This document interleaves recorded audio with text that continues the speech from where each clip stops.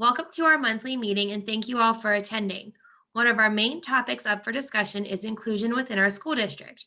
We are inviting parents from the community to ask questions, make comments, or share concerns. We have staffed tonight's board meeting with highly qualified teachers to provide a firsthand look at our district has to offer. Our teachers have worked to gain knowledge on inclusion and are looking forward to hearing your questions, but also to share a positive outlook on tonight's topic. What advantages are there for students without disability that would be a part of an inclusion classroom? There are many advantages for students without disabilities that would be a part of the inclusion classroom. In our school district, we strive to create a classroom community that includes all learners.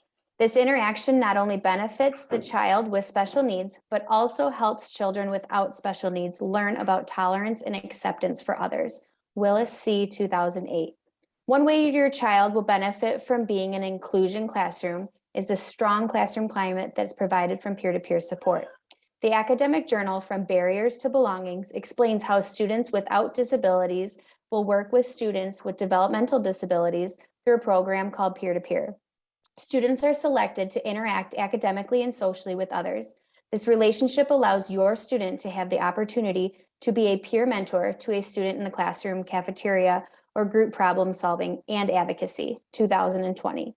Your child will really love this program that our school has to offer. We would love to welcome your family in for a day to view our academic and social environments we have to offer. What are the disadvantages of inclusion?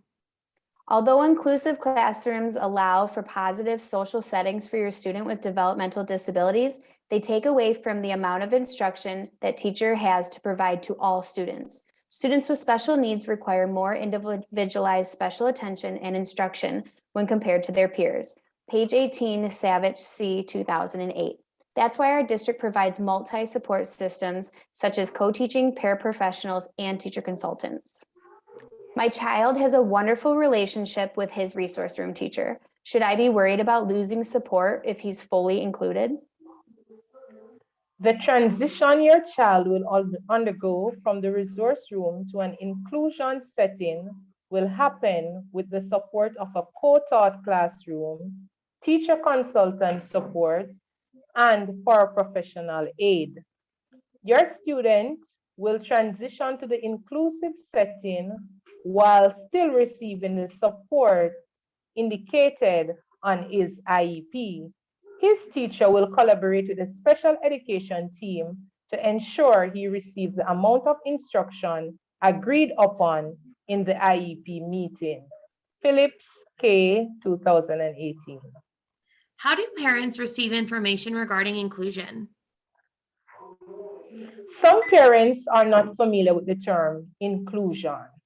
It then becomes the teacher's responsibility to teach the parents about inclusion and establish an environment where parents want to be partners in the classroom. Parents want access to information, support for their decisions, and provision of appropriate service. Groove and Fisher, 1999. With this in mind, I will be informing my parents through teacher conferences, newsletters, and also encouraging them to read magazines. I will also be planning individual meetings with parents to determine the best placement for their child or children. For example, if the child has a severe reading deficit, he may need small group instruction while receiving information in the general classroom setting. How will the special education teacher communicate with my child's teacher regarding her special needs and the general classroom accommodations? In our school, we provide instruction in a co-teaching classroom where there will be both a special education and general education teacher. It is proven in Walsh 2012 that through this instruction style, students learn and perform better when compared to those who are in a classroom with a more restrictive model, as cited in White 2021, page 44.